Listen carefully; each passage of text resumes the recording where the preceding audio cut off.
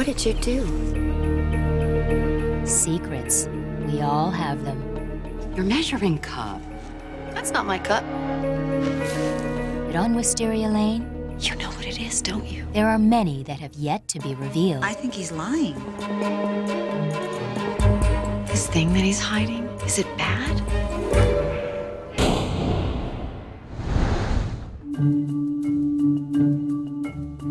I think that this first year was kind of a fun intro into the community. Wouldn't want any embarrassing family secrets getting out.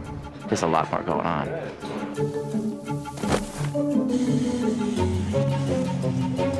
Geez, I don't know if I can tell you. If I told you, I'd have to kill you. A knife that, retracts. Come here, little girl. Let me practice on you. What kind of practice? I know. You may want to actually have some padding. Are you saying she stole the baby? Bring in the real baby, please. Max, I need the other baby, please. The other baby. I still feel like something's not right. Action!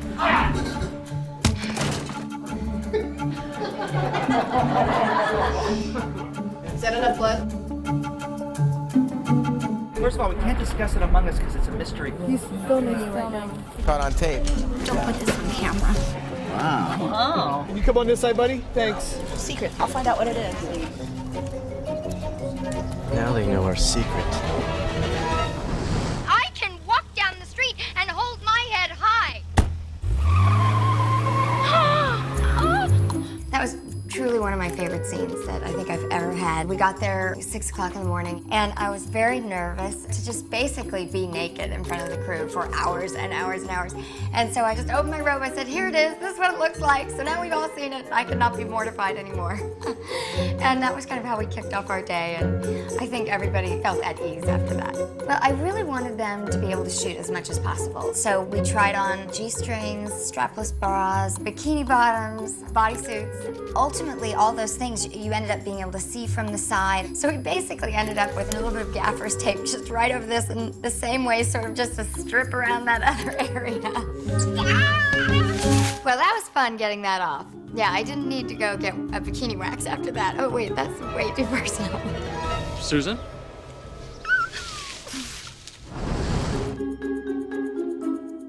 Wisteria Lane, which is Colonial Street at Universal's backlot, was originally conceived to be a series of facades, just exterior fronts, places to come and go. And then the classical way in filmmaking is you would then build the interior on stage. You walk up to the door, you cut to a stage set. The interiors, because there's a finite amount of real estate and it all has to be used in many different ways, they all have different functions. You walk through the door, for example, of Bree's house, and all of a sudden you're into the restrooms that service the street. The big confusing thing was the exterior of Bree's is one house. The interior that we used for Bree is actually the interior of Mary Alice's house.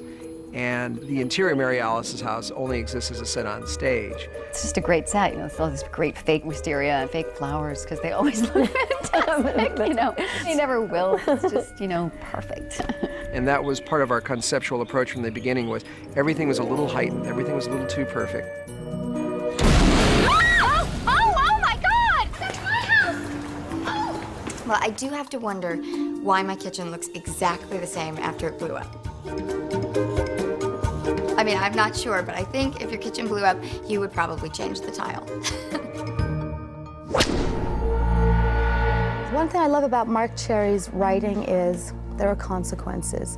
And once something is started, there has to be a payoff. I think myself and the other writers are starting to really kind of feel our oats, and we want to dazzle some folks. Rex dies at the end of season 1, so I expect her to be going through a lot of changes and grief and mourning, and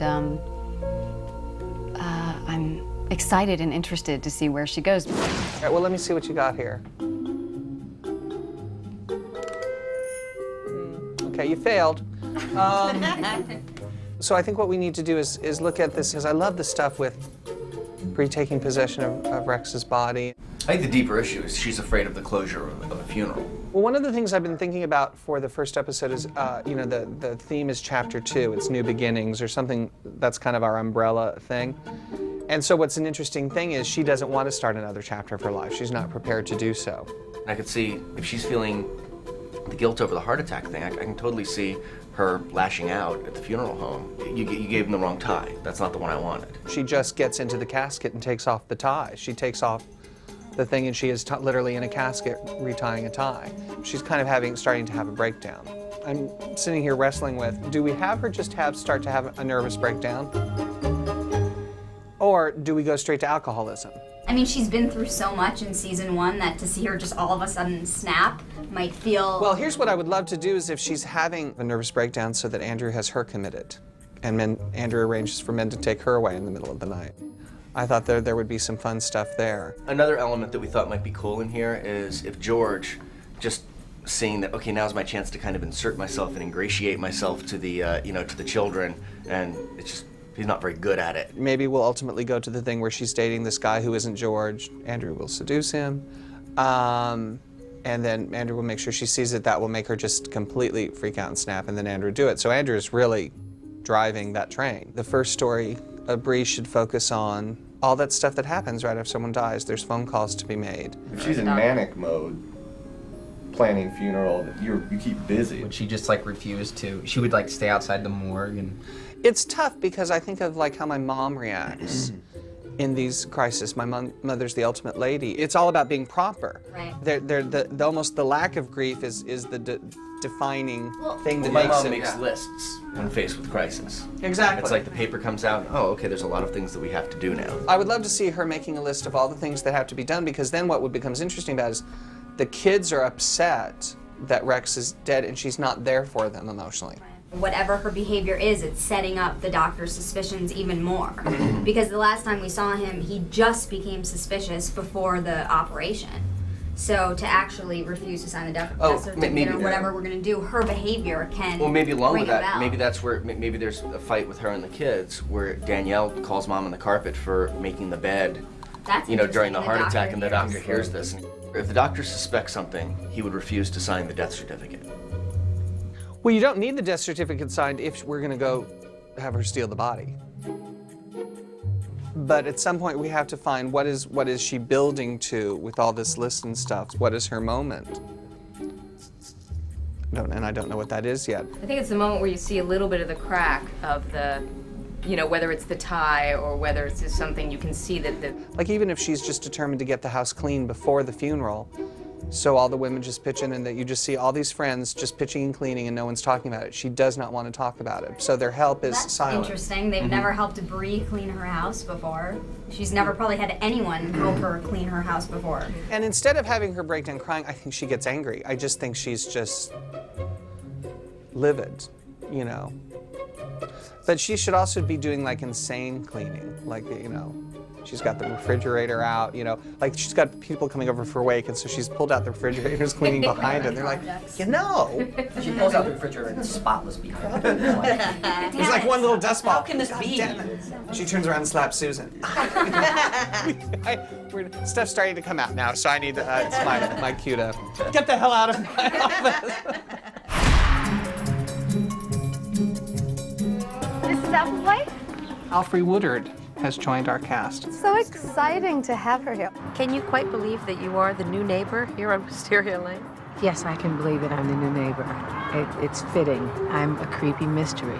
I feel like I'm up to that. Really? And best of all, I can keep a secret. I think that's really why I'm here. Well, you have to in this place. Yeah. And everybody has a secret, so no doubt Betty Applewhite's a secret of her own. Yes, she does. Do you know what it is yet? I know what my secret is. I wasn't told my secret until after I'd already shot a couple of scenes. When he told us our secret, we were like this. And I said, oh my God, I wish I'd known before we shot the other thing. He goes, oh, no, it's fine. And so when he walked away, I looked at my car and I said, we can't tell anyone this, right? I hope to go darker and deeper with the characters. People are very friendly in this neighborhood. Yes. Yes, they are. She's got a secret. I'm not going to talk about it.